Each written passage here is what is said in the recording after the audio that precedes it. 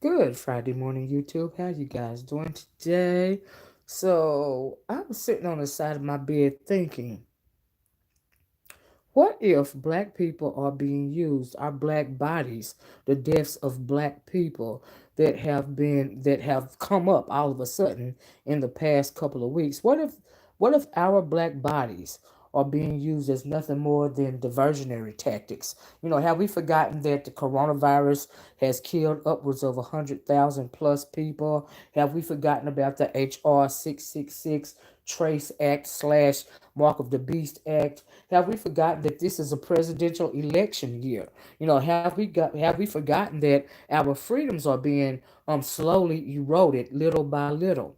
And as I'm looking at the news, I was looking at a story about the CNN correspondents that were arrested and released. They say they were arrested and released an hour later, but they were initially arrested because they were filming the rioting, the protesting that was going on in Minneapolis. And at the same time, we know that Donald Trump has raised war on Twitter and social media because they started to, flag his content on Twitter. Do you see what I'm saying? And so he's got that going on. He signed some kind of executive order going after social media. He's having a whole temper tantrum, a whole meltdown because Twitter won't allow him to spew all of this glorifying of violence. He spewed a conspiracy theory saying that Morning Joe Scarborough had his assistant killed or something like that. All of this stuff is going on, and we still got real threats going. I mean, of course, police brutality is always a real threat, but are we being used as diversionary tactics? Are these black deaths at the hands of police officers? Look what happened to Breonna Taylor. First, we found out about Ahmaud Arbery that happened 2 months ago, over 2 months ago now. Then we found out Breonna Taylor. It happened a couple of months ago. Then the other day, we watched a video of a black man being asphyxiated to death, in a knee by being kneed by a police officer, and while the whole time the police officer is looking at the camera, as he's doing this, and I'm thinking, hold up, wait a minute. This is too much. It's too much going on. Do you see what I'm saying? And so I just want to pose that question to you guys on this creepy Friday. Are black bodies being used as diversionary tactics? I think that they are. I think they are being used as diversionary. Even the riots, even the Minneapolis riots. Minneapolis, by the way, has a history of riots, and a history of the National Guard being called in to suppress, I'm sorry, the protesters. It happened in 65, it happened in 67, it's happening again. You know, and why would that officer be looking dead in the camera, showing no remorse at all? I mean, it kind of looked, we know that a black man, he lost his life, at the hands of this psycho, but he's looking in the camera like he don't care. You know, what is really going on behind the scenes? That's what I want to know. You see what I'm saying? We know that they are trying to whittle away at our freedoms here in the United States of America. This is not China. Number one, when did America start arresting the press? When did America stop giving the press the freedom of the press? Do you see what I'm saying?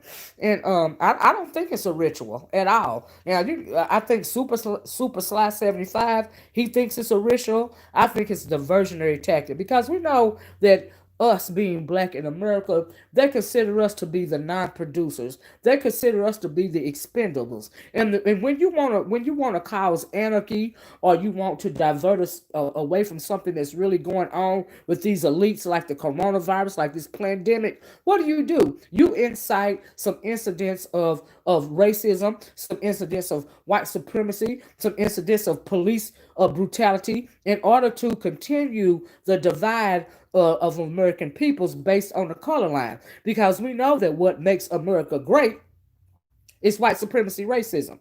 Do you see what I'm saying? And what easier way to get our Americans to divert their attention away from coronavirus, the Trace Act, and everything else that Trump is doing? What better way to do that than to kill some black people? And I got to thinking about that.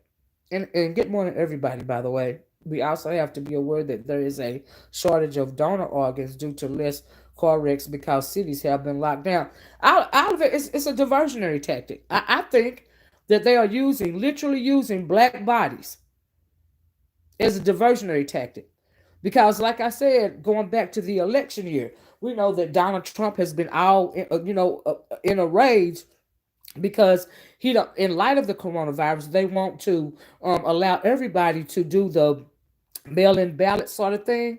And he's saying if we go the mail-in ballot route, that it's going to be unjust, or it's going to be a scam, or it's going to be against the law, and all of this and all of that. No, you just don't want to lose. So we got him doing that. We got him speaking out, glorifying violence. What did he say about the rioting last night? When they start to loot, we start to shoot.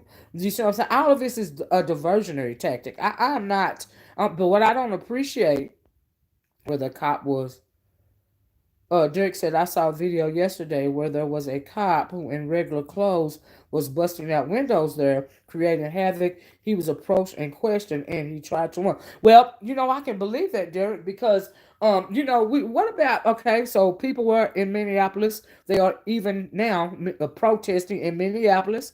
Do you see what I'm saying? But what about the people that were really protesting because they are tired of the injustices being afflicted upon their people? Do you see what I'm saying? Then you saw a video, and I did so many videos yesterday, of all the looting that was going on by the Anglos. These people don't care anything about these anarchists.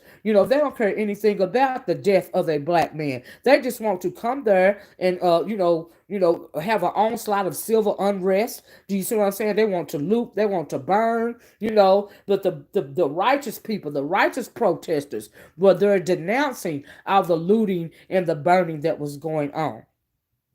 Do you see what I'm saying? You said you posted it under my comment I made earlier on your video this morning. Did you? Okay. I probably didn't see it, I don't think. But anyway, it's just too much. It's just too much. And why did it take 2 months for us to find out about Ahmaud Arbery's death, as well as Breonna Taylor's death? I saw a video this morning. The title of that video was, "Why aren't we talking about Breonna Taylor's death?" But my question is, moreover, is why aren't we talking about what's really going on? And what I really think is going on is they are using our black bodies as diversionary tactics. Okay? And that is crazy. And that is a crime against humanity. Do you see what I'm saying? And then not to mention the fact that our black people, we have been made the face of the coronavirus. So you got the coronavirus still killing people. We know that the Anglo wants the country to open back up, and they were applying pressure to the government. We saw what happened in, what was it, Michigan or somewhere? So why not use our black bodies, the murder of our black peoples at the hands of the patty rollers? Why not use that as a diversionary tactic? That is creepy. That is out and out weird. It is disgusting.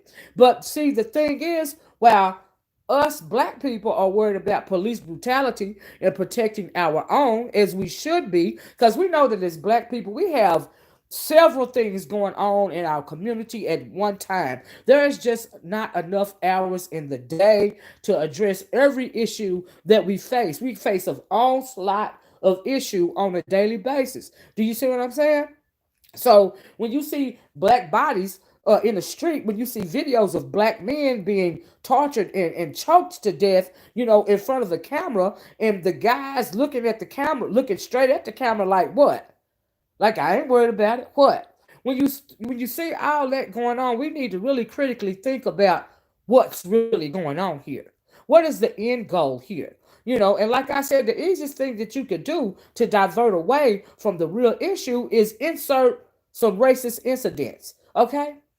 Was the mass media, was that propaganda machine, was it getting tired of talking about the coronavirus? We know the president didn't want to hold the press conferences about the coronavirus anymore. I haven't seen a press conference from Trump in a good little while concerning the coronavirus. You see what I'm saying? The number one story forever, for months, has been the coronavirus on the news. Now, however, this morning, the top story was the rioting that's going on in Minneapolis. Do you see what I'm saying? Trump saying that the rioters are thugs or whatever, and saying when they start to loot, we start to shoot. But most of those people down there looting and burning, they are not even black people. They probably, half of them haven't even heard about what happened to George Floyd. They are there to wreak havoc. A lot of people are saying that perhaps they're Antifa. People are speculating that they are kind of crisis, anarchists or whatever. You flying these people in to create a diversion for what's really going on. Do you see what I'm saying? And it's just like a lot of weird stuff that we need to think about. And like I said, I haven't heard anything else about the H.R.666 that hold agenda, that was proposed. So what happened with that? Did they pass it? Did they pass the Trace Act? Do you see what I'm saying? All of these things are going on at one time, and they are amplified in the black community at one time. Petra said my entire neighborhood is obliterated in St. Paul, Minnesota. I'm so sorry to hear that, Petra. But did the people in your neighborhood, the residents in your neighborhood, burn down your neighborhood, or did Antifa burn down your neighborhood? See, that's the question. Did the anarchists burn down your neighborhood? That is the question. Because there's a greater issue going on. So you best believe none of these Anglo communities aren't going to be burned down. But like I said, we are deemed the expendables, the non-producers. Okay, so the propaganda machine of white supremacy, racism can spin any kind of narrative it wants to spin. Do you see what I'm saying? Thank you, Peach Cobbler. But the saddest, most inhumane factor in all of this is what's really going on to actual people. Do you see what I'm saying? These are actual people. Petra said her whole community was burned down. Do you see what I'm saying? We know for a fact that Floyd is actually dead. He was actually, choked to death in the middle of the street. We know that Breonna Taylor actually got shot 8 times by the police. We know that Ahmaud Arbery was actually hunted down like an animal. He was lynched. It was a modern day lynching. We know this to be true. But we also know that the government is playing with us, is playing with all Americans, white, black, blue, and green. Because see, when you kill black people, a lot of this country and a lot of the world is desensitized when it comes to seeing black bodies on the ground. They're desensitized about that. They know that black people are going to react because it's happening to us. Do you see what I'm saying? And so when we react, the Anglos have to react, and then everybody forgets about what's really going on. And what's really going on here is the taking away of our freedoms a little bit at a time. I did a video on it, Lance, Floyd's girlfriend, Lex Mack. I did a video about it. I sure did. Marsh Baby said we're non producers, but put in jail more tit anybody in the world to do cheap labor for they consider us to be non-producers. They're absolutely right. But if it wasn't, is it what if it wasn't for us, non-producers, this country, this United States of America would grind to a halt. Okay, but like you said, we're considered non-producers. Do you see what I'm saying?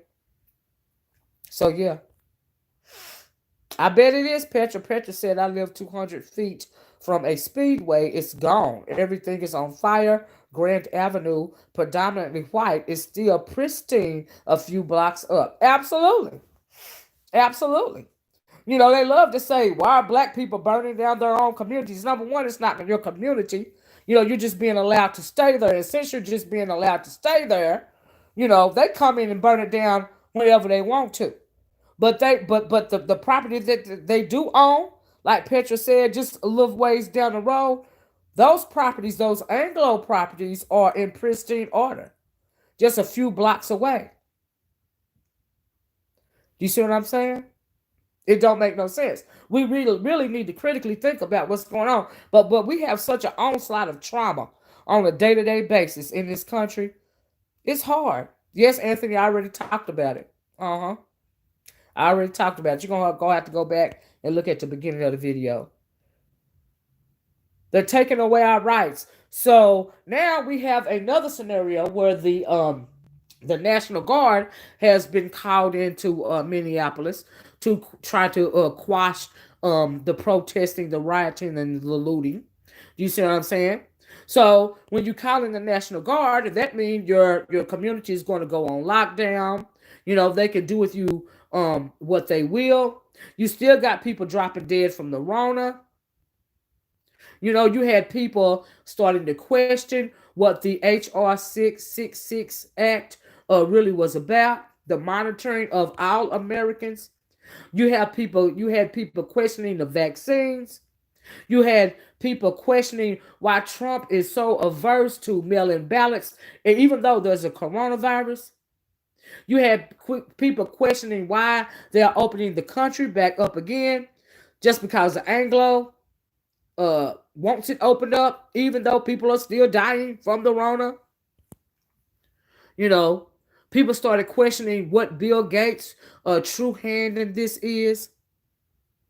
You know, and all of this while black bodies are being murdered in the streets by the patty rollers. Don't that sound suspect to y'all? It sounds suspect to me. But like I said, we as black people, we're always in a state of trauma about something going on in this country. It's no way. So when I see the title of that video that said, "Why aren't we talking about Breonna Taylor's murder?" I immediately thought, why aren't we talking about what's really going on in this country? That's what I thought. That was my response to that. Do you see what I'm saying? You know, And I also started to think about what really was going on outside of Black Death. Okay, when I got a couple of it never fails that when you start speaking truth about the Anglo, they will find your video, honey. Even though you don't have a lot of views, somebody, some Anglo, some is gonna find your video and and think that they're going to be allowed to respond to your video without getting blocked and deleted. That is called unearned privilege. You think you have the privilege to come on my channel and say something to me or call me a derogatory name like it's going to phase me. I'm going to argue with you and give you my energy. No, no, boo boo. You're having a whole tantrum about the truth. So, what I'm going to do, since I'm not your mommy, is simply block and delete yourself. That's what I'm going to do. Okay? I also got from all those videos yesterday. I've been blocking and deleting for a long time. Okay, a lot of black women that seem to think I was wrong for speaking. Being in support of the fact that a black man had been murdered. If you don't want to support him because you feel a way about a black man because he done you wrong, or you feel a way because you can't get one, or you feel a way that you have made bad choices, that don't have nothing to do with my video. You see what I'm saying? You got a right to do and think what you want to, just like I got a right to do and think what I want to. Do you see what I'm saying? I just want to mention it because I find it fascinating that when people start to, speak their truth to power, a lot of our own people and third people, but a lot of our own people have a problem with it. Okay? But if you want to stay asleep and you don't want to look at the bigger picture, that's on you. Okay? I can't even roast and gag and beef anymore in good conscience because there's too much going on. I keep getting sidetracked by all of this nonsense. Desiree said, I saw nothing but evil in the officer's eyes as he took the life of George Floyd. You're absolutely right. Something very sinister is in the midst. Maybe the Rona's driving him crazy. And we are the target. We need to. Well, see, the reason why we are the target is because we are the easy target. The easy target. Like I said before, people have become immune to seeing black bodies in the street. Okay, they've been desensitized about black us being the targets of the patty rogers for centuries.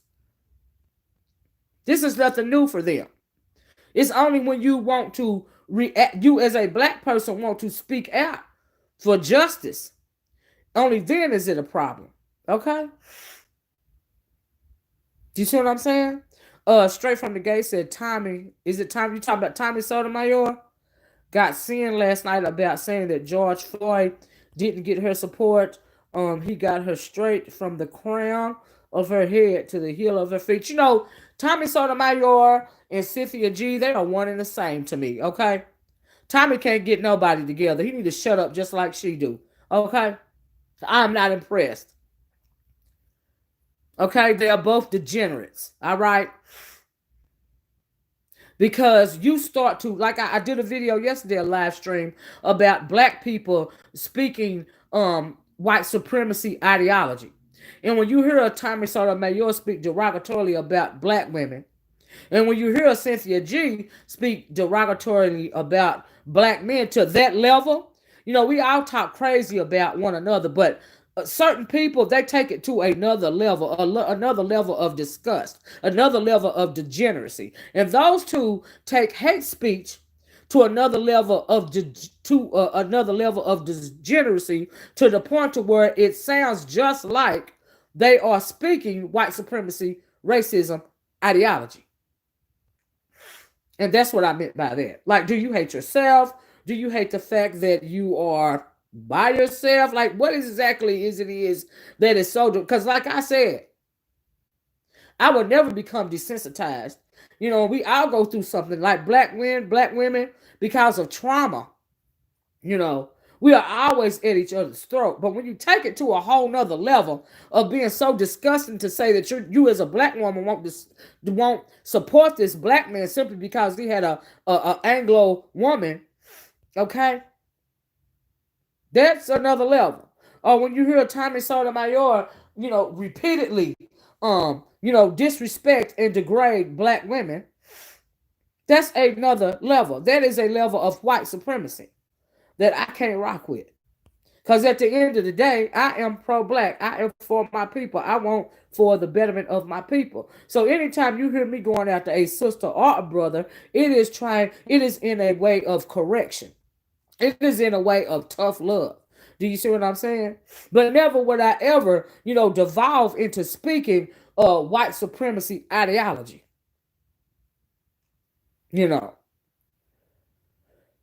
This is too much. Like, they have no chill. That's mental illness, in my opinion. You know what I mean? And so, yeah, somebody got upset because I spoke about that yesterday. What they call me, a a brainwashed mule. Only thing I thought was your mama. I mean, like, what do you want me to say? I'm confused. Do you think it was gonna change anything?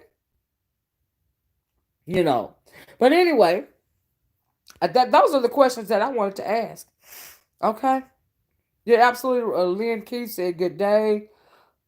Olivia in chat, Dr. Joy DeGruy, you're absolutely right. We spoke about Joy DeGruy many times. Author of Post-Traumatic Slave Syndrome notes that the desensitization began during the period of lynching where white children were forced to look on. You're absolutely right. After a while, they weren't even forced to look on. I don't think they were ever forced to look on. By the time of Jim Crow, by the time of the Jim Crow era, they were already desensitized. Do you see what I'm saying? They were desensitized on the plantation. Okay? Because there are accounts of George DeGruy also speaks of slave accounts of children, the little Anglo children, mimicking the actions of the adult Anglos when it mimicking those actions when they're playing with the little black slaves, with the little black children. They're mimicking the actions of the adults. So they're already desensitized, when they're children. So when they reach adulthood, when they're old enough to attend a lynching, they're already desensitized. You see what I'm saying? They've been desensitized for centuries. See, that is also a trauma. Do you see what I'm saying? That is a sickness. Racism is a sickness. Do you see what I'm saying? That coupled with the fact that it plays to their that little bit of genome that they have in their body that is still Neanderthal, it plays to that. Okay? And you have to at some point in time ask yourself, since they have so much Neanderthal DNA, do they have, there are two spirits, right? There are two souls. The books, the not the Quran, but the Talmud speaks of um the human soul and the animal soul. The human spirit and the animal spirit. So since these people possess so much Neanderthal DNA, do they possess a human spirit, or do they still only possess an animal spirit? That's what you have to ask yourself. In order for these people to be so savage, so inhumane, so animal like, those are the questions that you need to ask yourself. How could a race of people subjugate and mentally destroy, mentally, physically, and emotionally scrub a whole other races of people's memories, their culture, their God, their religion, their everything about it, their sense of community? How could another human being do that to another human being? You have to ask yourself that. You see what I'm saying? And then you have to ask yourself about the Homo sapiens, the black people. In 2020, why is it that we still, regurgitate and mimic the Neanderthal? Is it because of post-traumatic slave syndrome? Is it because we want to assimilate into the Anglo to the point to where we are, pretty much willing to shed our humanity in order to fit in? These are the things that we need to ask ourselves. So when you hear a Tommy Sotomayor or a Cynthia G, you have to ask yourself, what is it that they're trying to shed? Are they trying to shed their blackness in order to assimilate? Do they hate themselves too much that they have assimilated in a white supremacy ideological type of mindset? You have to ask yourself that. Seriously. Like, for real. So, yeah. And we know that in this day and age, people look on people that want to be humane. They look down on you if you want to, exhibit some source of humanity. But they love you. They praise you when you exhibit savagery. Okay? Why is that? Because of assimilation. I think it's because of assimilation. Like I really do. I really do. I mentioned yesterday that I would eventually have to do. I haven't talked about DNA and the Neanderthal inbreeding with the human being, inbreeding with the Neanderthal. I haven't talked about that since Facebook. You see what I'm saying? But that just goes to show the fact that I have to take some time to remind people of DNA, the fight, when the greater fight, which is not racism. The greater fight is genetics. They're trying to keep from becoming genetically annihilated because of their recessive genes. When you have to remind a people of that, or even entertain the fact that they may not even know that the goal here is extinction of the black people, because they think that if you can render black people extinct, they can survive. Not even understanding the fact that they cannot survive without us. You see how that works? So, yeah. So they have to resolve themselves to making themselves their own God, because they don't want to be genetically annihilated, which is eventually what's going to happen. They say in 5 billion years, the earth will be consumed by the sun anyway. So my thing will there be a genetic annihilation of these people before then? Because the earth, if it's going to be engulfed by the sun, we know that the earth is going to get hotter and hotter. We know that we have black people, living in the hottest part of Africa. The hottest part of Africa. You have black people living and surviving and thriving there. So that just tells me that we were the first and we're going to be the last. You know, and they know that. They know more about us than we know about us. So it would stand to reason that they would want to eliminate you. It's called survival of the fittest. It really is. You know. But we really have to sit back and think about what's going on. We know that we are reactionary. We are an emotional people because we are a spiritual people. So, of course, we're going to be reactionary. Do you see what I'm saying? But in the midst of that reaction, we forget to look at the bigger picture. What's really going on around here? What's really going on around here is they're using our black bodies as a deflection. That's what they're doing, like they've always done. Like they've always done. I want to read this. Marsh Baby said, Dow test. The Clarks concluded that prejudice, discrimination, and segregation created a feeling of inferiority among African American children and damaged their self-esteem. The only way that, yes, it did conclude that, but the only way that prejudice and discrimination and segregation and racism can be allowed to diminish one's self-esteem, a child's self-esteem, is if the parent is not doing everything it can to offset that. Do you see what I'm saying? You have to literally change the narrative in your child's mind. Do you see what I'm saying? Like we do it in this house, in my family, all the time. My parents did it to me. So how do you offset discrimination, prejudice, segregation? How do you offset the fact that the world, America, sees you as being expendable? How do you offset that? It's easy. You uplift them.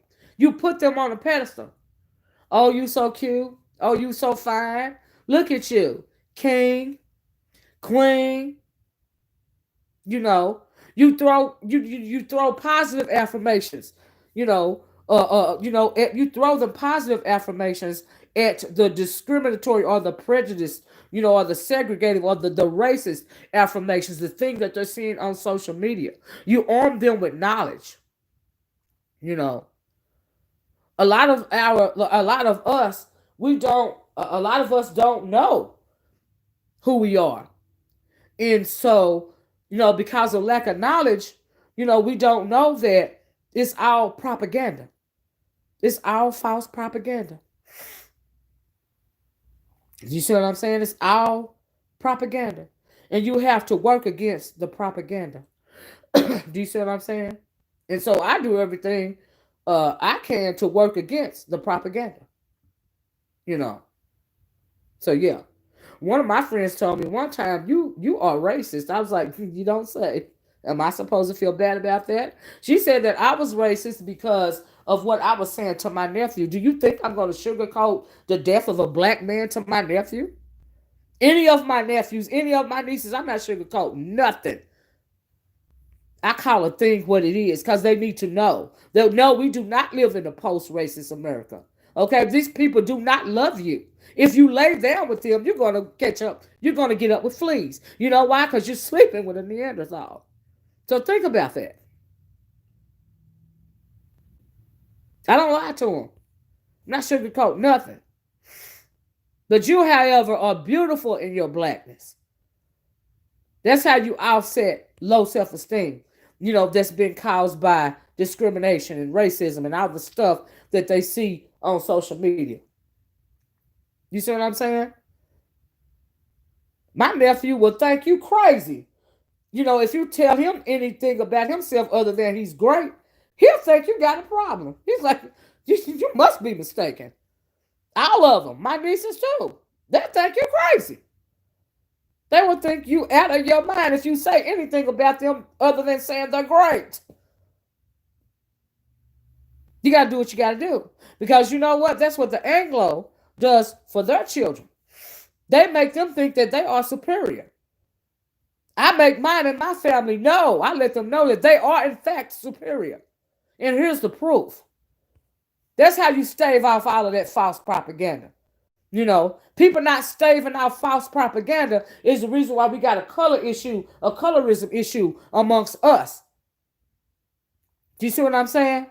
Amongst us. That's why we have a colorism issue amongst us. We propagate the colorism issue in our own community, sometimes in our own families. We propagate the colorism issue. Do you see what I'm saying? And that don't make no sense. I've never understood that. I've never understood that whole issue. Like, I wasn't raised that way. I've never understood that whole colorism thing. We got an issue with sexism. We got an issue with what do they call it? Misogyny. What do they call it? The gynocracy. We got all kind of issues.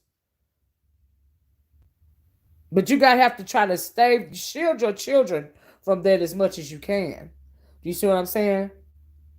So that they can grow up productive to their people, and be a productive, part of this global black community. That's what we need to focus on when it comes to the children. So when you see me, speaking out in outrage when I see the body of a black man on the ground, when it's not because I'm trying to shield or protect or coddle these black men.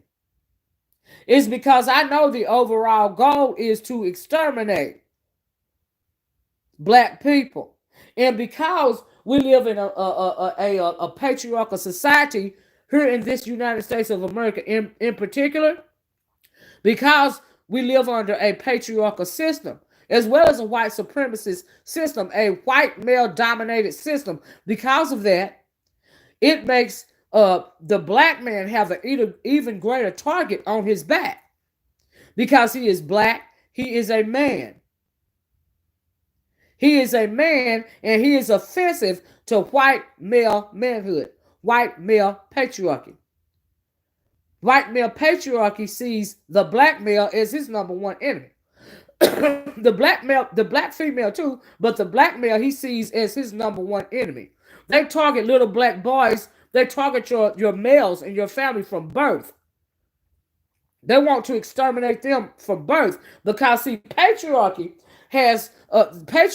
thinks that if you can eliminate the seed of the man, you can render the race extinct. That is why they go after the men harder than they go after the women. See, patriarchy won't allow them to realize the fact that the black woman brings forth life. The black woman is a key. You see what I'm saying? But patriarchy won't allow them to realize that. So they go after the black man. He is more targeted than the black woman. For that really silly reason of all what they call it, penis envy and all of this and all that, big gun, little penis, all of this and all of that plays into the white patriarchal, dysfunctional, savage, disgusted mind. You see what I'm saying? Patriarchy also causes the Anglo to lust after, even to the point to where he wants to sexually abuse, black women in every way possible.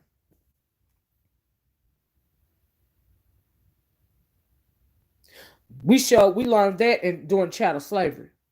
We learned that, what was it, a couple of years ago? Y'all remember that cop, what was his name? Host Cloud or something like that? He was raping all those black women and stuff. And even to this day, his girlfriend can't reconcile her mind to it. He wasn't doing that. He's innocent, even though DNA evidence proved that. That is the sociopathy that the white man has, lusting the way that he lusts after the black woman. It's disgusting. It's not natural. Do you see what I'm saying? Because he wants to consume you. That's what he wants to do. He wants to consume you because deep down in his bones, in his DNA, in his genome, he knows that he cannot survive without you. So he wants to, his patriarchy wants to consume you. See, that is part of the biggest danger, the biggest threat that the black woman has to deal with. He wants to consume you and annihilate your men. That's what he wants to do. His DNA calls to him, and he doesn't even know why. But that's why it's calling to him. That's why he has a sick fetish for you, black woman. And you see a lot of black women feeding into it, not even knowing that you're nothing more than a fetish. That's all. But hey, it is what it is. If you choose to interbreed in that way, you choose to interbreed in that way. So yeah. But anyway, guys, I'm gonna get off here. I just want to bring these little these questions to you guys. Like, we really have to look at the bigger picture. But we have so much coming to us on a day-to-day basis. I had to step back. I was absolutely triggered by what I saw on film the other day. This man being killed right in front of the world, and the murderer looking at the camera like, what? And I had to start to question, like, what is really, let me get a hold of myself and think about what's really going on here. And what I think is going on is that black bodies are being used as diversionary tactics. Okay? That is what I think. And it is very disgusting. I absolutely agree with you. Brian Holzclaw. Yeah, that was his name. Anyway, guys, I'm going to get off here. I hope that you guys have a wonderful weekend. I hope that you guys, would at least consider what it is that I'm saying. Do you see what I'm saying? Because there's a bigger picture, But how can you not react when you see all this Black Death going on? But that's what they want us to do. They want us to react. They also want the Anglo to react. Do you see what I'm saying? So it's all just a plan. It's a diversionary tactic. And it's absolutely disgusting to think that a whole other race of people can continue to be this way towards another race of people. It's absolutely inhumane. It's disgusting. But America is built on blood, really. The blood of the American Indian, the blood of the slave, the blood of every other thing is trying to, hey Cloud, every other murderous thing that he has done to any people except their own. That is why it's imploding. You see what I'm saying? Because it's a curse on this land. That's why it's imploding. You see what I'm saying? At the end of the day, it's imploding. It won't stand for much longer. We serve a just God. And the Anglo also fears today, the day that righteousness is going to come calling. They fear that as well too. They try to stave it off as long as they can. We kill up all the blacks, and we won't have to. Our karma won't fall upon us. Oh yes, it is. Whether we're here or not, your karma is still going to befall you, Anglo. It's still going to happen. Because like I said, we serve a just and mighty God. And you are not that God. Karma is still going to befall you. It's going to happen. But anyway, I just want to throw that in at the last little bit. Like I said, you guys have a nice weekend. Love you guys. Keep your head up. Keep your eyes open. Watch your back, your front, and your sides, honey. Protect your children. Protect your family. Because, baby, the more things change, the more things stay the same. If y'all didn't watch that video that I did, it was a little 2 minutes video this morning. Go back and watch it, because I had a lot of pictures of a lot of our fallen angels. Do you see what I'm saying? There's not enough room, not enough film in the day that can record all of the black bodies that we have lost since our ancestors stepped off of the slave ship onto this wretched land. There's not enough hours in the day to pay homage to all of them. Do you see what I'm saying? So anyway, love you guys. Please hit the video. Please hit the like button if you haven't. Peace.